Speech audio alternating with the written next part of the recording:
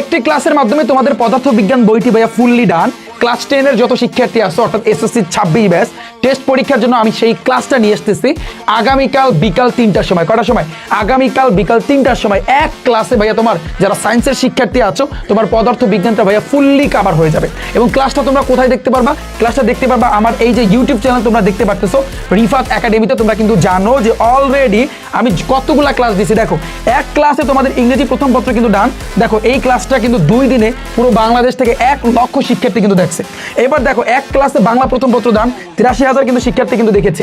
এবার আমি যদি তোমাদেরকে দেখাই এক ক্লাসে তোমাদের রসায়ন কিন্তু ভাইয়া ডান। দেখো পুরো বাংলাদেশ থেকে 1 লক্ষের উপর শিক্ষার্থী কিন্তু এই ক্লাসটা দেখেছে। এবার আমি যদি তোমাদেরকে দেখাই যে ভাইয়া এই যে এক ক্লাসে তোমাদের পুরো গণিত বইটা দান, এটা দেখো যে কত লক্ষ শিক্ষার্থী দেখছে পুরো বাংলাদেশ থেকে 3 লক্ষের উপরে শিক্ষার্থী কিন্তু এই ক্লাসটা করেছে। তো যারা রিফাত ভাইয়ার এখনো ক্লাসগুলো তোমরা করতেছো না তোমরা কিন্তু অনেক কিছু মিস করতেছো।